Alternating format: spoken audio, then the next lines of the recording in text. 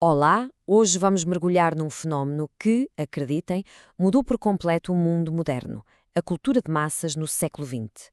Foi uma força que transformou a maneira como vivíamos, como nos divertíamos e, no fundo, até a nossa forma de pensar. Para começar, vamos fazer uma pequena viagem no tempo. Já pararam para pensar como é que as pessoas se divertiam há um século? Sem internet, sem televisão por streaming, o entretenimento era uma coisa completamente diferente e estava prestes a sofrer uma autêntica revolução. E olhem para estas duas imagens. São duas caras que marcaram mesmo o início dessa nova era.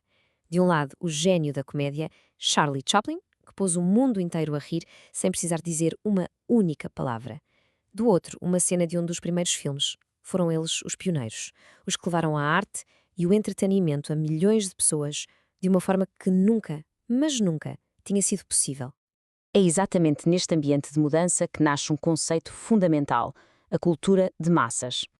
Ok, mas o que é isto da cultura de massas?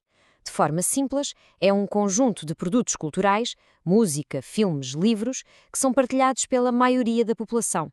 A grande novidade aqui foi a forma como se espalharam, através dos meios de comunicação em massa, os chamados mass media.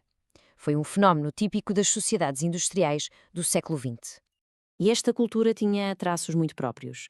Era muitas vezes superficial, rápida, feita para ser consumida e esquecida. Estava muito focada no imediato, mas o seu grande objetivo, a sua grande força, era ser uma cultura de evasão, ou seja, uma forma de fugir à realidade do dia a dia. E, ao fazer isso, acabou por espalhar e uniformizar comportamentos por todo o lado. Então, onde é que esta nova cultura começou a aparecer? Bem, os primeiros grandes palcos foram, sem dúvida, a música e o desporto. Na música, a mudança foi, uau, radical. A música deixou de ser só para as elites, como a música clássica. De repente, surge uma música popular, mais apelativa, comercial e super variada.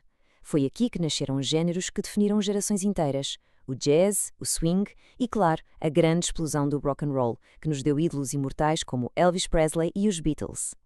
E, ao mesmo tempo, o desporto explode e torna-se o espetáculo preferido das multidões. Era muito mais do que um passatempo, era uma verdadeira válvula de escape para as tensões da vida moderna e do trabalho nas fábricas. Os estádios enchiam-se para ver os seus heróis em ação. Mas esta cultura de massas não se ficou pelos estádios e pelas salas de concerto, não. A própria palavra escrita também se transformou para conseguir chegar a muito, muito mais gente. Um exemplo perfeito disto, a novela policial. Escritores como a genial Agatha Christie perceberam que o público adorava um bom mistério, um bom suspense e criaram um género que vendeu milhões e milhões de livros. Tornaram a leitura algo super acessível e emocionante para toda a gente. E depois, claro, a banda desenhada. Ao juntar imagem e texto de uma forma tão dinâmica, as histórias aos quadradinhos criaram um universo de heróis completamente novos, como o Super-Homem ou o Tarzan. Era uma forma de contar histórias que ultrapassava as barreiras da leitura mais tradicional e que cativava tanto os miúdos como os adultos. Mas de todos os novos meios de comunicação, houve um que se tornou rei. Nenhum foi tão poderoso como aquele que ficou conhecido como a fábrica de sonhos, o cinema. A ascensão do cinema foi meteórica. Foi inventado no finalzinho do século XIX pelos irmãos Lumière e logo a seguir foi desenvolvido por outros pioneiros.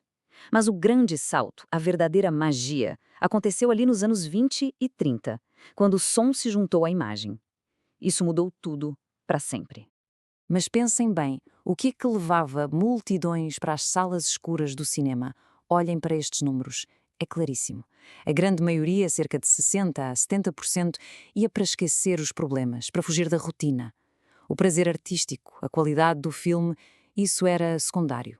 O que as pessoas queriam mesmo era sonhar acordadas por umas horas. Há uma citação que resume isto na perfeição. O cinema é o homem imaginário. Ali, no escuro da sala, cada espectador podia projetar os seus sonhos e desejos. Podia viver outras vidas e escapar da sua própria realidade através daquelas personagens no ecrã gigante. Ora, esta capacidade incrível de criar mundos imaginários deu ao cinema um poder social e político imenso. E foi assim que nasceram os ídolos, os mitos e, por vezes, uma arma de propaganda muito eficaz. O cinema não criou só filmes, criou uma coisa completamente nova: o culto das estrelas. Pela primeira vez na história, atores e atrizes transformaram-se em figuras quase divinas, autênticos ídolos e modelos a seguir para milhões de pessoas em todo o mundo. Pensem numa estrela como Marilyn Monroe. A vida privada dela, os seus romances, os seus dramas, tudo isso passou a ser tão ou mais importante que os próprios filmes. alimentava o imaginário coletivo e transformou-a num mito moderno que dura até hoje. Só que este poder de influência todo também tinha um lado mais sombrio. E esta frase é muito direta. O cinema foi também uma arma de propaganda ideológica. Em alguns casos, essa arma foi usada para o bem. O Grande Ditador, de Charlie Chaplin, é um exemplo absolutamente genial de como o cinema podia ser usado para criticar e gozar com a tirania, neste caso com o regime nazi. Mas, noutros casos, aconteceu exatamente o contrário. Regimes autoritários, como foi o Estado Novo em Portugal, perceberam muito depressa o poder do cinema e usaram-no para espalhar a sua ideologia nacionalista e conservadora, moldando a mentalidade da população. E pronto, chegamos ao fim desta viagem. A cultura de massas moldou e, de certa forma, uniformizou o século XX. A pergunta que fica no ar é esta. Hoje, na era da internet, do TikTok e dos influenciadores, seremos realmente mais livres e originais? Ou estamos só a seguir novos padrões, espalhados por novos meios de comunicação? Fica a pergunta para pensarmos.